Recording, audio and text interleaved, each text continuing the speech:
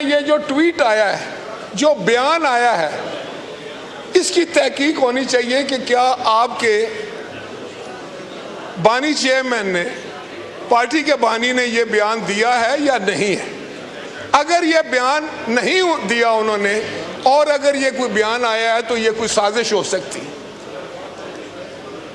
तो आपने तो ये बात बतानी थी ना कि क्या ये ट्वीट जो उन्होंने दिया इतना लंबा चौड़ा, जिसको पढ़कर मेरे जैसा भी ये शख्स समझने पर मजबूर हो गया है कि ये ट्वीट किसी ऐसे शख्स ने किया है जो इस मुल्क में अमन नहीं चाहता, जो इस मुल्क में जमहूरियत नहीं चाहता, जो इस मुल्क में पार्लियामान की बालादस्ती नहीं चाहता, जो इस मुल्क में तबाही चाहता है, जो इस मुल्क में बर्बादी चाहता है। मेरे जैसा शख्स भी इस उम्र में आकर ये कन्विंस होता है कि एक ट्वीट कौन कर सकता है। क्या कोई मुहिब्बे वतन ये ट्वीट कर सकता है? क्या कोई मुहिब्बे वतन जो है वो अपने इदारों की तस्दीक कर सकता है? क्या अपने इदारों को इस तरीके से कंट्रोवर्शियल बना सकता है?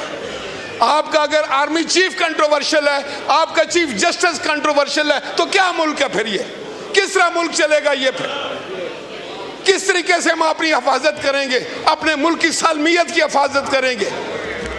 खुदा का खौफ करो आप लोग, पहले सियासत सीखो। ठीक है, पार्टी के साथ वफादारी भी होती है, कायद के साथ भी वफादारी होती है, लेकिन सबसे बढ़कर मुल्क के साथ वफादारी होती है। लीडर ऑफ दी अपोजिशन ने कहा है कि उनके नाना जान और चेयरमैन के नाना जान, मैं दोनों नाना जान को जानता हूं और उसकी होश है मुझे। अगर आप मुझसे पूछते हैं तो मैं आपको बताना चाहता हूं कि आपके नाना जान ने इस मुल्क में आमरीत की, दादा जान, आपके दादा जान ने इस मुल्क में आमरीत, जमहूरियत को तबाह बर्बाद किया, और चेयरमैन के नाना जान ने आपको वोट का हक दिया, आपको आइन दिया, आप जिस हाउस में बैठे हैं उसकी वजह से। आपके दादा जान को पाकिस्तान के अवाम ने इक़्तिदार से अलग कर दिया, और वो शख्स जो इनका नाना था वो उसने फांसी का फंदा कबूल किया चूम कर, और जमहूरियत के लिए, आज़ादी के लिए, पार्लियामेंट और आइन के लिए उसने किसी के सामने सर नहीं झुकाया। आज जो कुछ भी है, आज अगर इस हाउस के पास कुछ इख्तियारात हैं जो जनरल मुशर्रफ ने छीन लिए थे, तो वो इख्तियारात चेयरमैन बिलावल भुट्टो के वालिद गिरामी आसफ अली जरदारी की वजह से। मैंने आपकी 2-3 नस्लों के साथ सियासत की, मुझे इल्म है कि यहां क्या क्या होता रहा है, लेकिन खुदा के लिए आप भी समझ जाओ, आप जिस डगर पर चल रहे हैं वो खतरनाक है। चेयरमैन ने आपको यही बताया है कि जिस तरफ आपका रुख है, जिस सड़क पर आप जाना चाहते हैं, वो तबाही और बर्बादी है। उसमें आपको कुछ नहीं मिलेगा, बल्कि आप मुजरम होंगे इस मुल्क के, इस जमहूरियत के और इस पार्लियामान के। क्या आपको इतनी सारी बात समझ नहीं आती? क्या आप इतनी सारी बात समझने की अकल नहीं रखते? अब मैं नहीं कह रहा कि आप क्या करते रहे और आपके साथ क्या हो रहा है। आपका यही चेयरमैन कहता था कि फलां को मैं मूंछों से पकड़कर जेल में डाल दूंगा।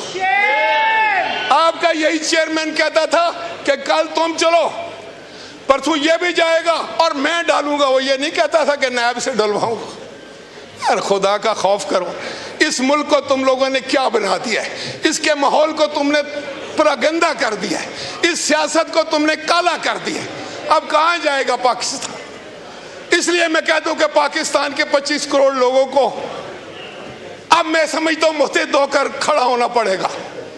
और ये जो आप सियासत में गंद लेकर आए हैं और बाज नहीं आ रहे, मैंने हर मुमकिन कोशिश की। मैं आज भी किसी जगह ये पैगाम देकर आया था कि इस वक्त मुल्क को सिर्फ हम आहंगी की जरूरत है, एक दूसरे से मोहब्बत करने की जरूरत है, एक दूसरे का हाथ पकड़ने की जरूरत है, एक दूसरे का साथ देने की जरूरत है पाकिस्तान के लिए। लेकिन आप तो नफरतें बेचने वाले लोग हैं, आप तो नफरतें फैलाने वाले लोग हैं। आप तो जानबूझकर अगर अच्छा माहौल हो तो उसको खराब करने वाले लोग, किस तरह ये पार्लियामान चलेगा?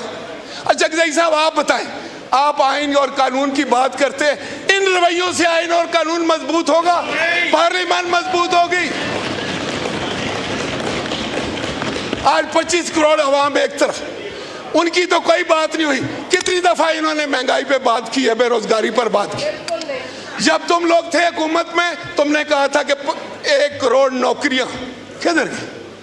50 लाख घर, और ये सबज पासपोर्ट की बड़ी इज्जत होगी, ग्रीन की, पाकिस्तान ऊपर जाएगा, ऊपर जाएगा, किधर गया? कहां गया पाकिस्तान? किस हालत में छोड़ा है पाकिस्तान को? याद रखो, याद रखो, अगर आप इसका माहौल खराब करेंगे, हाउस का, पाकिस्तान का माहौल खराब करेंगे। आपको शायद ये वहम हो गया है कि आपने 9 मई का इतना बड़ा सानिया किया, आपने हमारे शहीदों की तज़हीक की। मैं सबसे ज्यादा दुखी हूं कि मैं ये समझता हूं, मेरा ये कहना है कि हम जो लोग हैं, हम पाकिस्तान का बाजुए शमशीर जन है। हमारे सीने पर, मेरी तहसील के सीने पे 2 निशाने हैं, कैप्टन मोहम्मद सरवर शहीद और सवार मोहम्मद हुसैन शहीद। आपने हमारे शहीदों की तज़हीक की, उनकी बेइज्जती की, और तुम अपने आप को पाकिस्तानी कहलवाते हो। तो हम बैठ जाओ, बैठ जाओ। आपने जाकर जीओच के ऊपर हमला किया, आपने हिंदुस्तान को खुश किया, आपने जहाजों को आग लगाई, आप कोर कमांडर के घर पर हमला हुए। याद रखें, पाकिस्तान के 25 करोड़ लोग, सुने मेरी बात, पाकिस्तान के 25 करोड़ लोग अपनी अफवाज पाकिस्तान के पीछे चट्टान की तरह खड़े, हम खड़े। हम अपने आर्मी चीफ की तज़हीक नहीं करने देंगे, हम अपने चीफ जस्टिस की तज़हीक नहीं करने देंगे। ये कैसे हो सकता है कि आप आर्मी चीफ की तज़हीक करें, उसको कंट्रोवर्शियल कर दें, आप चीफ जस्टिस को कंट्रोवर्शियल कर दें, तो सारा निज़ाम ही तबाह करना चाहते हैं। इससे बढ़कर पाकिस्तान के खिलाफ कौन सा साजिश हो?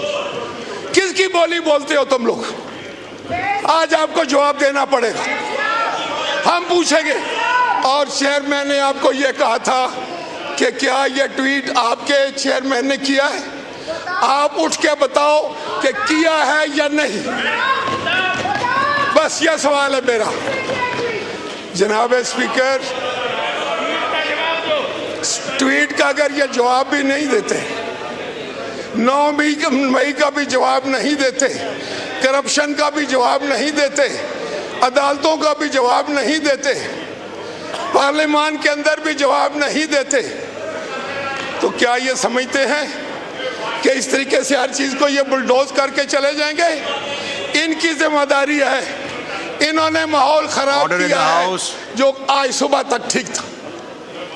उस कमेटी से बेहतर काम लिया जा सकता था, कंसेंसस बन सकता था, लेकिन तुम लोग कंसेंसस के दुश्मन हो, तुम लोग पाकिस्तान के दुश्मन हो, तुम लोग हमारे अमन के दुश्मन हो, तुम लोग पाकिस्तान के अवाम के मफादात के दुश्मन हो, तुम लोग जमहूरियत के दुश्मन हो, तुम पार्लियामान के दुश्मन हो, और तुम आइन के दुश्मन।